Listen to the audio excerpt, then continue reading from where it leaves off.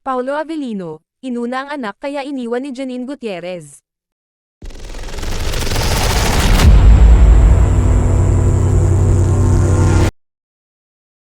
Malabo raw na magkabalikan sa ngayon sina Paulo Avellino at Janine Gutierrez.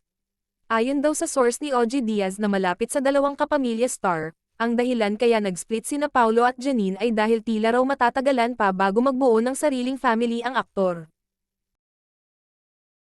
Ang nabalitaan ko, parang malabo pa sa ngayon, magkabalikan, kasi ang nalaman ko lang from a source na very close sa kanila, hindi ko naman alam kung sure ito. Tinanong ko, anong dahilan bakit nag-split yung dalawa?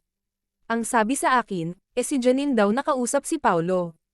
Parang ang pahiwatig ng mga salita ni Janine ay ano ng plano natin, kwento ni OGD sa kanyang showbiz update. Doon sa kanilang pagbabalikan, naitanong, ano na bang plano, dugtong pa niya. May plano naman daw si Paulo pero magkakaroon lamang daw ito ng katuparan kapag nakagraduate na ang anak nito kay LJ Reyes na si Aki.